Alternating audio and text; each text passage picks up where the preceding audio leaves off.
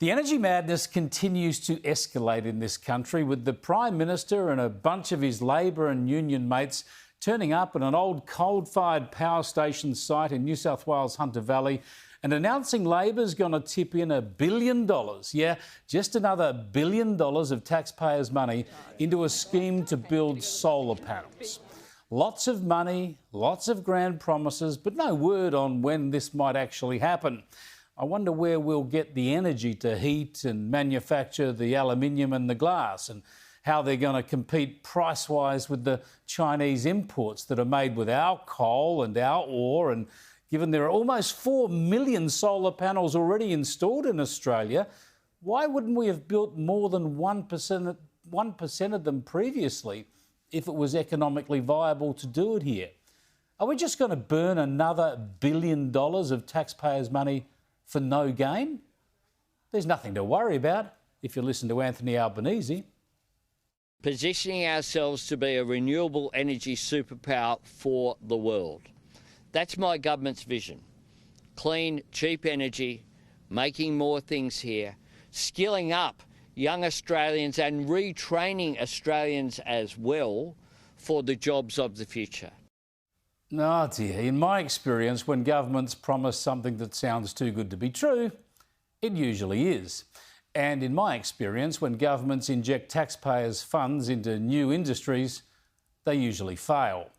What governments should do is get out of the way, reduce costs and allow businesses and industries to invest and hope that they succeed.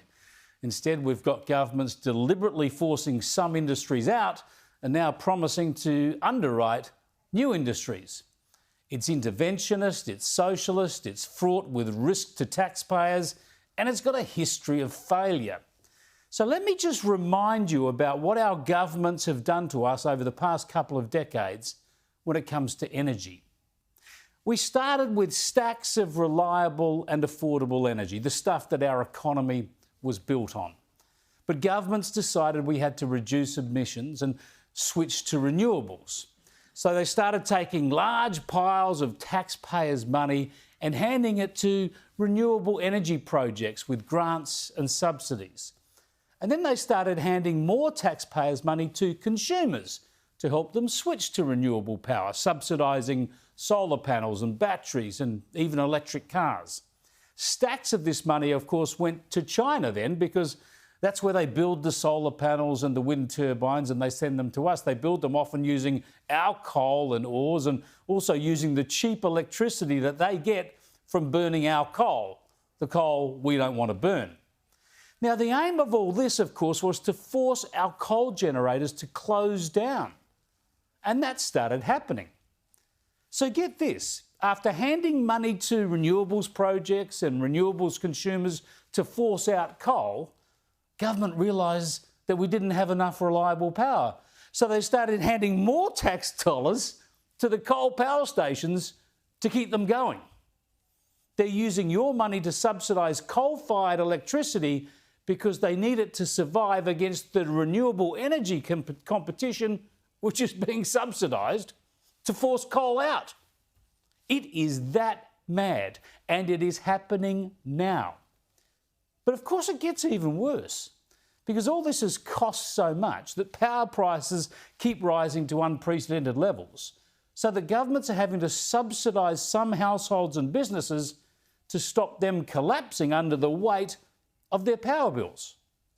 So we're handing taxpayers' money to renewable energy projects to force out coal, and we're handing out taxpayers' money to consumers to install renewable energy to force out coal, and we're subsidising coal to make sure it isn't forced out by the subsidies we're paying to actually force it out. And then we're subsidising consumers so they can pay the crippling power price that all this has generated. And now we're going to pay another $1 billion of taxpayers' money to try to set up a project to build solar panels here, so we can subsidise our own panels to be made with subsidised power and installed under subsidies into homes that might also need subsidies to power their bills, to pay their power bills. And the government tells us this is all wonderful, a win-win, like money growing on trees. We have the best solar resources in the world up above us. and they're free. The world's climate emergency is Australia's jobs opportunity, and under the Albanese government it's an opportunity we are seizing. We are grabbing that opportunity. Yeah, there's some grabbing going on, all right. Somebody ought to get a grip. All this madness is being perpetrated on us with our money. But there are two very important additional facts that underscore just how insane all this is. First, despite all this spending, despite all this intervention, despite all these geniuses implementing their transition to renewables and creating a renewable energy superpower, we no longer have abundant, reliable and affordable power. We face energy shortages, unreliable supplies and the most expensive electricity in our history. And this has forced many companies to close or shift operations overseas. So all these grand power schemes have delivered the precise opposite to what they promised. And second, while our power grid has reduced its emissions, the electricity sector makes up only a third of Australia's emissions. And Australia makes up only 1% of global emissions. So we continue to spend all this money, destroy our energy security and affordability, and all to reduce the emissions from 1/3 of 1% of the world's emissions. Those world emissions, of course, are rising annually by many more times than that anyway. In other words, according to the facts, according to the science, the net environmental benefit of us doing this to ourselves is zero. Zero. We are inflicting expensive pain on ourselves for no environmental gain. Just think about that. Now, we're all lucky to live in this country. Australia has been fortunate for so long that maybe we've gotten lazy and decided we can always rely on our luck. Because through our ongoing energy vandalism, we're going to be the first generation in this country that has deliberately weakened Australia before we hand it on to our children.